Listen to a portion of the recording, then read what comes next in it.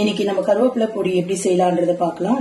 இப்போ எப்படி செய்யலான்றத பார்க்கலாம். முதல்ல இன்கிரீடியன்ஸ் எடுத்துக்கலாம். கருவேப்பிலை இதை நான் காய வச்சு எடுத்து வச்சிருக்கேன். கொஞ்சோண்டு நல்லா கிரீனிஷா இருக்கிற கருவேப்பிலையும் நான் எடுத்து வச்சிருக்கேன். ஒரு பேன் வச்சுக்கோங்க. நமக்கு பச்சை கருவேப்பிலை பேன்ல போட்டு வறுத்துக்கலாம். இப்போ இதை வச்சிருக்கிற காஞ்ச கருவேப்பிலைய நம்ம இதை ஒரு ஆட் பண்ணிக்கலாம். இப்ப நல்லா இது வறுபட்டுச்சு. ஒரே ஒரு புடி கல் பருப்பு சேர்த்துக்கலாம். காஞ்ச மிளகா சேர்த்துக்கலாம். கொஞ்சோண்டு உளுந்து பருப்பு சேர்த்துக்கணும். சிம்ல வச்சு இதை வறுத்துக்கோங்க.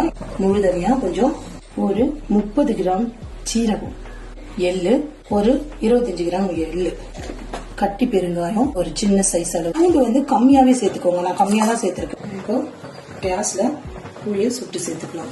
நாட்டு சக்கரை சேர்த்துக்கலாம். இப்போ நம்ம உப்பு சேர்த்துக்கலாம்.